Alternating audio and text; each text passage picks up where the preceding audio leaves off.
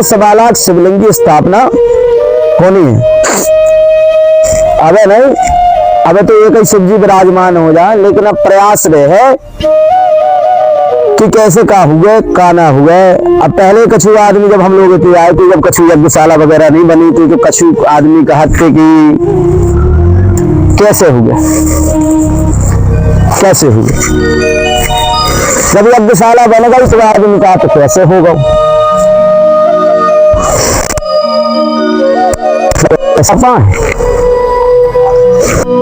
होगा कैसे करन लगी। फिर हमने कहा कि भैया धाम का निर्माण होना है, तो लोग कहने लगे हुए कि ना हुए, इतना बड़ा निर्माण कैसे हो पाए। लेकिन जब निर्माण आदमी देखने लगे तो आदमी जी कह रहा जी कैसे हो रहा। अब तना मना बन के तैयार होगा वो दीवार भरा उठने बस सेटअप होते करते हैं लगा। तो आदमी बड़ा खतरनाक हो, बिना करन दे ना करन दे। इसी वजह से ये कैसे हो रहा है, इसके लिए हमारे एक गुरुजी कथा सुनाया करते थे। हमारे गुरुजी कहते थे एक पक्षी था जो समुद्र के किनारे अपने अंडे दे करके रख गया और कहीं घूमने के लिए चला गया। कहीं घूमने के लिए चला गया, वो अंडे वहीं थे और इतने में समुद्र की लहर आई और समुद्र पूरे अंडे अपने अंदर ले गया। जब वो पक्षी बहुत दूर तक भ्रमण करते हुए आया, घूम कर आया, तो उसने देखा कि हमारे अंडे तो गायब, हमारे अंडे कहाँ गए। तो पता चला कि समुद्र हमारे अंडों को लेकर के अंदर चला गया है। अब तो उसने प्रतिज्ञा कर ली कि मैं वचन देता हूँ कि लोग कुछ भी कहें, मैं अपना निर्माण करके दिखाऊंगा। लोग कितना भी कहें कैसे हुआ, कैसे हो रहा है, कैसे हो पाएगा, कैसे करने लगे, क्या ये कर पाएगा कि नहीं कर पाएगा, वही स्थिति हमारी तुम्हारी बन रही है। तो ये कथा बहुत कुछ प्रेरणा देती है। अब तो इस पक्षी ने संकल्प लिया कि आज मैं प्रण करता हूँ, आज मैं संकल्प लेता हूँ, जब तक समुद्र को सुखा नहीं दूंगा, लोग क्या कहेंगे क्या नहीं कहेंगे, इससे मैं नहीं डरूंगा, मैं अपने संकल्प को नहीं छोड़ूंगा। तो उस पक्षी ने क्या प्रण लिया कि मैं पूरा समुद्र सुखा दूंगा। अब लोग तो मूर्ख हैं, लोग कहने लगे ये पक्षी है, कब तक समुद्र है। अब वो जो पक्षी था वो क्या कर रहा था, चोंच में धूल ले थोड़ी सी, ये समुद्र में फेंकी, थोड़ी सी चोंच में धूल ले और फेंके। अब लोगों का तो काम है, बोले इसने तो संकल्प लिया कि ये समुद्र को सुखा देगा और अपने बच्चों को बाहर निकाल लेगा। ये कैसे कर पाएगा, कैसे डुबा पाएगा, कैसे समुद्र को पूर पाएगा। तो ऐसा ही हमारे तुम्हारे साथ भी हो रहा है कि ये कैसे कर पाएगा, कैसे हो रहा है। इतना बड़ा संकल्प, हमने अभी कहा 1.25 लाख शिवलिंग की स्थापना होनी है। तो यही विचार मन में आया कि हम लोग ये 1.25 लाख शिवलिंग की स्थापना कैसे कर पाएंगे, इतना बड़ा 1.25 लाख शिवलिंग रूपी समुद्र को कैसे सुखा पाएंगे। अब उसने संकल्प लिया, चारों ओर उसी की कथा गाई जाने लगी। चारों ओर जितने भी लोग मिले कहने लगे देखो उस पक्षी को, उसने तो इतना बड़ा संकल्प लिया, ये कैसे होगा, ये तो मूर्ख है, ये कभी नहीं कर पाएगा। आज के लोग भी यही कहते हैं कि करते धरते कुछ नहीं, ना देना ना लेना, बाकी बातें करना फालतू की।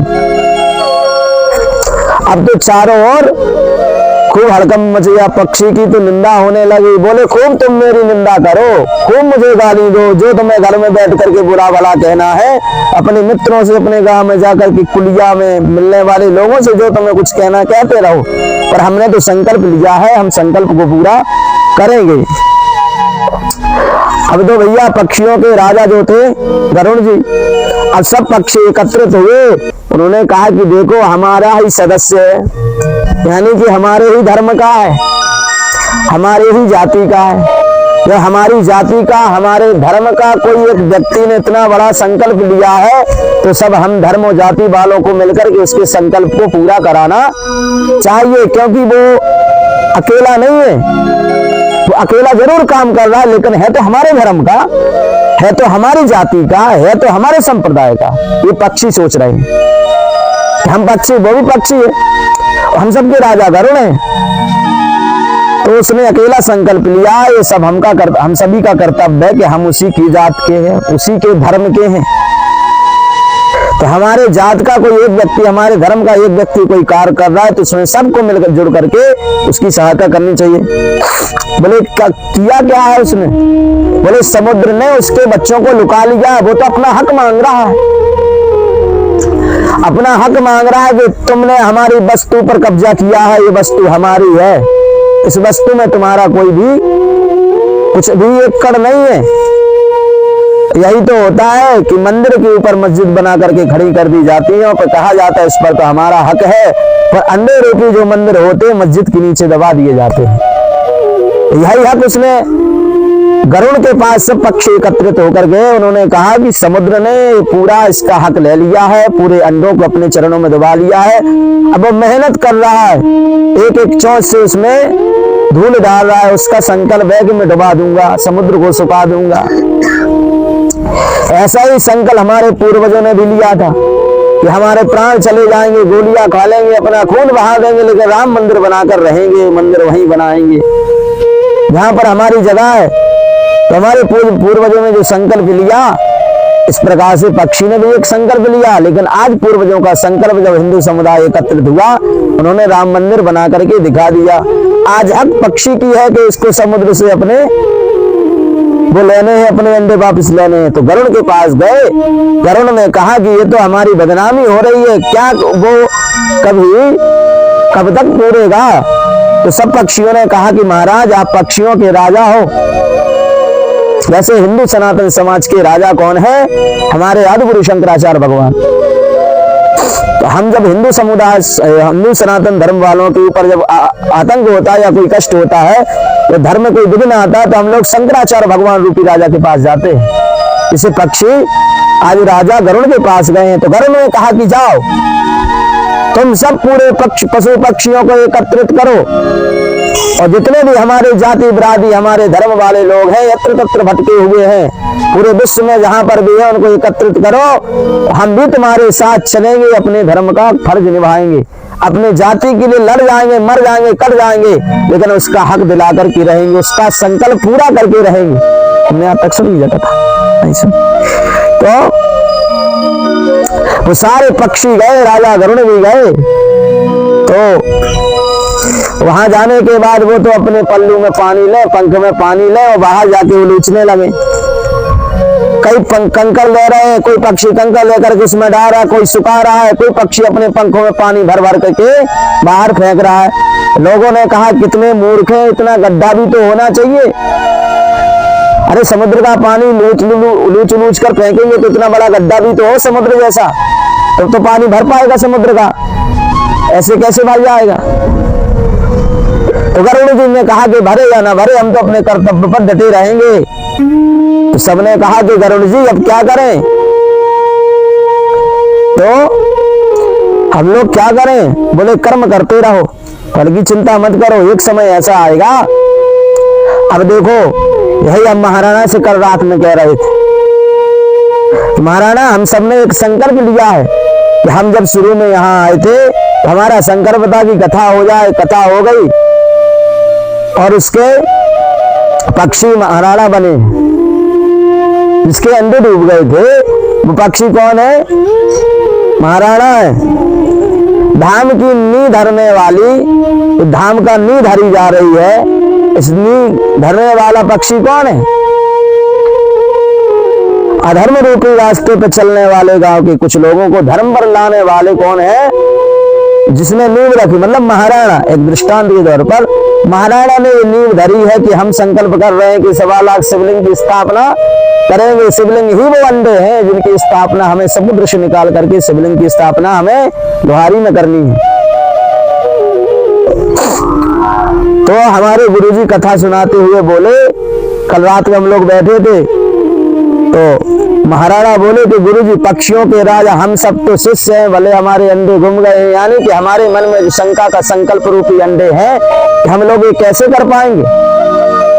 हम लोग तो उलूच रहे हैं, उलूच कर भर रहे हैं, कभी जेसीबी से माटी भर रहे हैं, कभी छड़े मंगा रहे हैं, कभी सीमेंट मंगा रहे हैं, कभी मिस्त्रियों को बुला रहे हैं, कभी गिट्टी को बुला रहे हैं। ये क्या है? ये पक्षी हैं। और जितने यहाँ पर बैठे हुए हैं, जितना भी सहयोग दान इत्यादि कर रहे हैं, सब पक्षी हैं, उन सब के साथ मिलकर के उस उलूच उलूच के समुद्र को भर रहे हैं, यानी कि समुद्र मतलब धाम रूपी समुद्र का निर्माण कर रहे हैं कि जितना ये भरा है, नीचे है, ऊंचे है, सबको भर रहे हैं जेसीबी के द्वारा, ट्रैक्टरों के द्वारा, टिलारियों के द्वारा, ताकि यहाँ सुंदर सा एक विग्रह विराजमान हो। तो हम महाराणा लोग कल बैठे थे,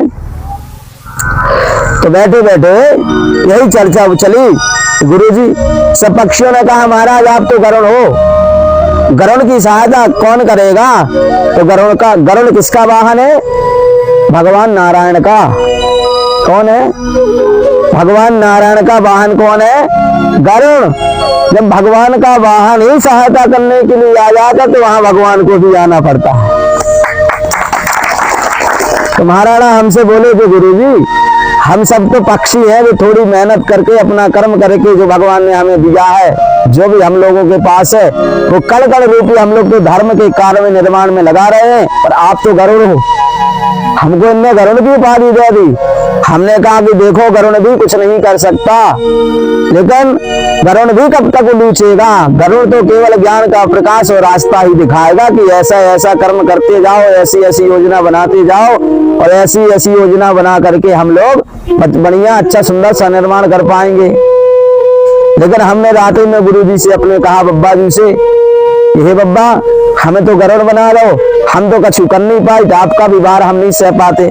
लेकिन हमारे सन्यासी बाबा वीर बिहार नरसिंह बब्बा जी बोले कि चिंता मत करो, जो हमारा गरुड़ रूपी शिष्य इनमें लगे हैं और तुम्हारे शिष्य रूपी पशु पक्षी भी इसमें सहायता कर रहे हैं, तो हम भी आकर के किसी न किसी रूप में आकर के वहां पर सहायता प्रदान करेंगे, उस काम को सिद्ध करवाएंगे, तुम्हारे संकल्प को हम सब पूरा करवाएंगे। तो जब गरुड़ सहायता करने के लिए आ जाता है तो भगवान नारायण से भी नहीं रहा जाता, ये तो हमारे ही लोग हैं, हमारे घर के ही लोग हैं, तो हमें सहायता इनकी करनी चाहिए। इसी प्रकार से बब्बा भी किसी न किसी रूप में आकर की सहायता करते हैं। हम सब पशु पक्षी है, हम सब उस पक्षी रूपी के साथ मिलकर के कण कण जोड़ रहे हैं, कण कण का निर्माण कर रहे हैं। इस कथा से कुछ सीखे कि नहीं सीखे? हैं? क्या सीखे हो? कि हम सब जो इतना बड़ा संकल्प लिए हैं, इस संकल्प को पूरा कराने के लिए तो गरुड़ रूपी भगवान बैठे हैं, हनुमान जी बैठे हैं, सन्यासी बाबा बैठे हैं, तो भगवान का ही स्वरूप है और हम सब उनके पक्षी हैं। जब पक्षी भगवान के कार्य के लिए कार्य करता है तो भगवान भी आकर के प्रकट हो जाते, उस काम को पूरा करवाते हैं। तो जब उलूच उलूच कर पानी नहीं निकल रहा था, भगवान विष्णु ने कहा कि देखो यार हमारा गरुड़ लगा है, आज तो पूरे संसार में बेइज्जती हो जाएगी। एक ड्राइवर, जैसे कलेक्टर का कोई ड्राइवर होता है, उसको कोई मार दे फिर उसमें भी पावर कलेक्टर जैसी होती है, तो मैं तुझे जेल में बंद करवा दूंगा अपने हिसाब से कह करके। तो लोगों ने कहा कि भैया ये तो गरुड़ है, और गरुड़ तो भगवान का वाहक है, वाहन है। अब गरुड़ जब सहायता करने के लिए आ गए तो विष्णु जी ने कहा था कि हमारा तो ये गरुड़ है, आज गरुड़ की बेइज्जती हो गई तो हमारी भी बेइज्जती हो गई। तो वो दोनों आए, भगवान विष्णु प्रकट हो गए और समुद्र से कहा कि देखो एक काम करो समुद्र देवता, अब इनके अंडे वापस कर दो। क्या? इनके अंडे वापस कर दो। तो समुद्र बोला जी हजूर अभी वापस करता हूं। तो समुद्र ने वो अंडे वापस करवा दिए। यही सब संकल्प है कि हम कितना भी कर्म करें, कितना भी संकल्प ले लें, तब तक भगवान उस संकल्प में अपना संकल्प नहीं मिलाते हैं, यानी अपनी कृपा रूपी संकल्प को सिद्ध करवाने रूपी पुण्य बीज यानी कि कृपा नहीं करते हैं, तब तक संकल्प पूर्ण नहीं होता। तो बताओ, तो आवाज ही दब गई बिना माइक।